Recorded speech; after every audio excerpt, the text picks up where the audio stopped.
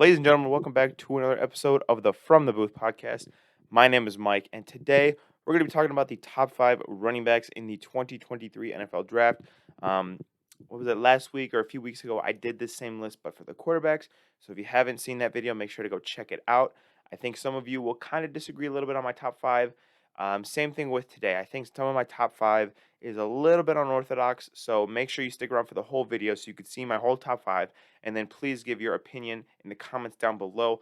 Also, if you have not subscribed already, please make sure to do so. We're on the road to 100. We're trying to reach that by the draft. And for those of you who also don't know, I will be streaming the draft, the first round, Thursday, April 27th.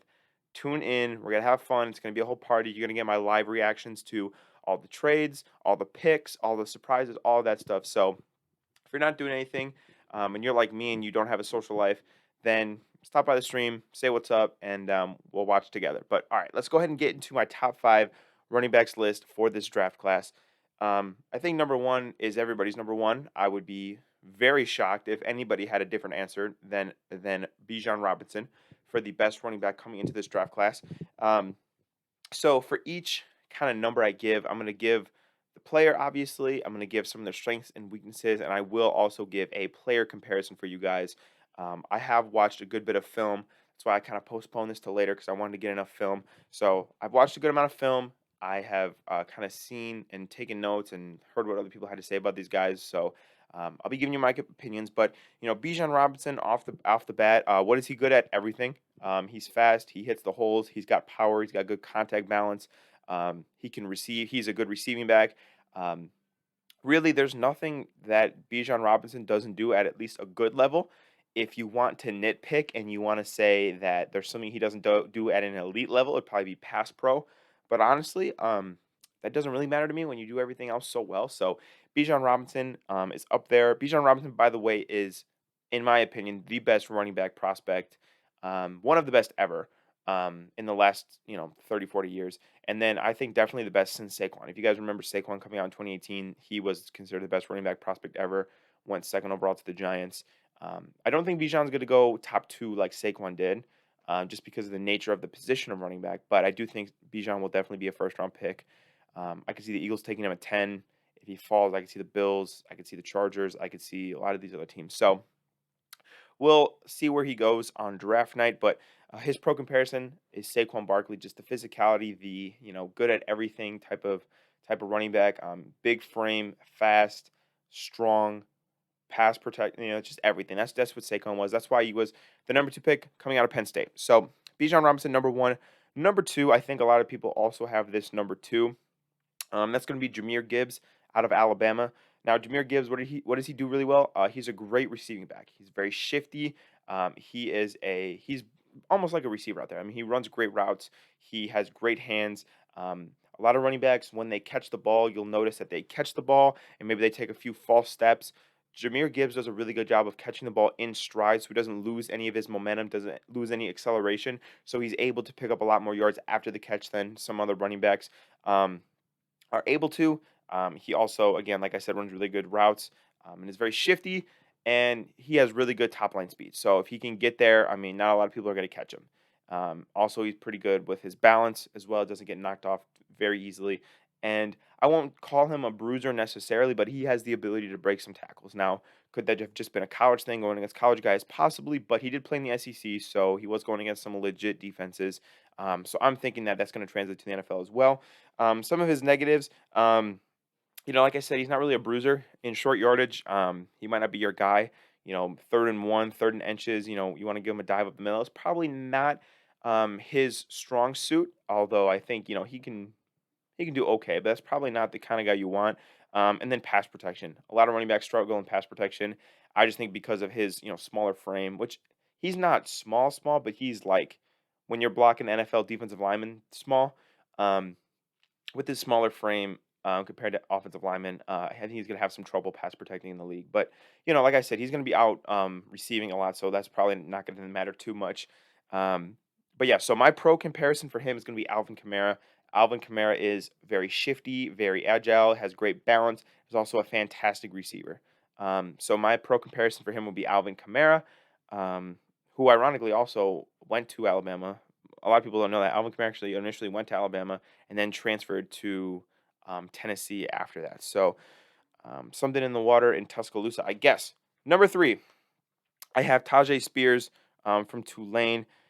Let me tell you guys, this guy is fast. I mean, he is fast. He is shifty. Um, he has got great, skill moves. Like imagine like you're playing Madden and you could do the spin move, you could do juke move. That's what he is. That's the kind of guy. He is very difficult to tackle. One on one in a small space. I saw a report when I was doing some research that they said that you would have a hard time tackling him in a phone booth, and that's totally true. I mean, just twitchy, just fast, everything like that. That's what he is. But he is a smaller guy. He's only 5'10", 201. So with that, you have some, maybe some durability issues. You have maybe some issues in pass protection, issues in short yardage. But honestly, I think that he does what he does well. I think a lot of running backs kind of fit into a particular mold. The mold that he fits in is one of those just outrun everybody type of guys, and that's what he is. And I think he does that really well. My pro comparison for him would be Raheem Mostert. Specifically, Raheem Mostert back in his San Francisco days. If you guys remember Raheem Mostert, when he got some space and he, the blocking lined up for him, he was gone. Nobody was catching him. You guys, I'm sure remember that NFC Championship game against the Packers when I believe it was in 2020. I mean, he ran for like 260 yards and like 4 touchdowns. Just took over the game because the Packers they couldn't get the edge, and so Raheem Mostert got there. I mean, they were running like stretch and they were running like outside zone. Like that's all they were running. Um, Raheem Mostert was just getting the edge, going upfield, running, and nobody could catch him because he's just so fucking fast. That's a lot what I think of this guy. So I think in a good situation with good blocking, he could really hit a lot of home runs in an offense. Next, number 4, I have Zach Corbenet, the running back from UCLA. Kind of a different mold than when I was talking about. Again, some guys fit in a mold, like I was saying. He is, bigger frame. He is a guy who, he's 215, right? Some of the pros, he is able to pass protect very well. He is able to hit the hole. He hits the hole very hard. It's like a battering ram. Like hit the hole. He doesn't do a lot of dancing. He doesn't do a lot of like I was saying with the controller, like you juking or you spinning. He doesn't do a lot of that. So like I said, he hits the hole hard. Doesn't do a lot of dancing around. Is a very north and south runner, which is what a lot of coaches really like. Some of his negatives, though, doesn't have the kind of hands that I was talking about with a few other guys like Jahmyr Gibbs. He'll do what we call double catching, where it kind of hits his hands, it bounces up, and he catches it again. And against NFL defenses, A, you're not going to be that open to do that a lot of the times, and B, you're going to get hit soon after you catch it. So if you're double catching, it's going to lead to a much higher drop rate as well. And again, he's not that shifty. Doesn't have that kind of wiggle. Kind of the opposite of what I was saying with those other guys. I think a good comparison for him would be James Conner. James Conner's the kind of guy who he's a solid running back. He's a good running back, big frame, able to put his shoulder down, get some extra yardage from time to time. Is a good pass protector, so you can leave him in on third down if need be. But isn't really going to kill you in the receiving game. Isn't gonna make you miss a lot in the open field. Just the kind of guy that coaches really like. He's able to do a lot of things, but he's not exactly the athlete that some of these other running backs are. All right, let's go to number 5. At number 5, I think this is a guy who's been severely underrated. Excuse me, not overrated. Severely underrated. I've seen some people say that he's going to go into the 7th round, 6th round. I personally would take him in like the 4th or 5th round. I really think that he is a good running back and he's a good player. But I understand that the reasoning is because that he's not kind of special in any area, right? Like we talked about Bijan Robinson, fast, he's strong, he's built. This guy is kind of not any of those things, and it sounds bad that I say that a lot. He's really not any of those things, but he's just like good, kind of, across the board, right?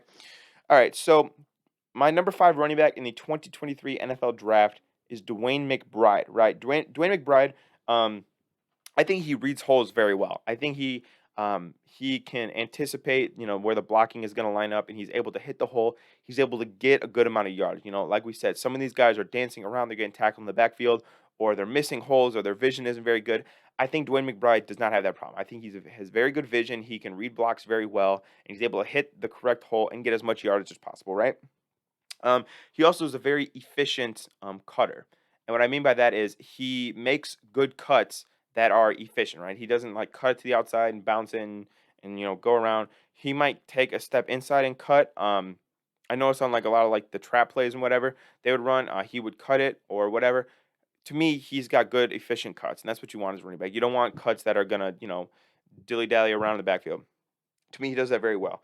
I think his contact balance is very good. Again, you can't bring him down easy. Not that he's the biggest, strongest, fastest guy in the world, but you don't bring him down easy. And again, that's a trait I think that translates very well into the NFL.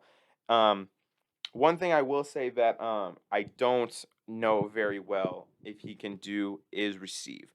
And that's not because noticed he was a bad receiver. I just didn't see a lot of receiving tape from him. So potentially he could be good at it, but I would guess that if he was good at it, probably would have done it more in college. Um, so I'm gonna give him a little. I'm gonna give him a little minus for receiving just for right now. But who knows? So my pro comparison for him would probably be Ramondre Stevenson from the Patriots. Ramondre Stevenson. He isn't a huge speedster. He isn't gonna make a million cuts. But to me, he's just a solid running back. He's got good vision. He reads the holes well. Doesn't fumble. Additionally. And that's kind of the guy you're getting. I think you're getting a good, solid running back. I think Ramondre Stevenson's probably a little bit better in the receiving game than Dwayne McBride is. But I think that, kind of similar players, similar molds, similar skill set. Probably Ramondre Stevenson from the Patriots. So that's my top 5 list for the 2023 NFL Draft class running backs. Let me know what you guys think down below. Don't forget to subscribe to the channel on the road to 100. Gonna hit it by the draft. Fingers crossed. I will see you guys in tomorrow's video. Peace out.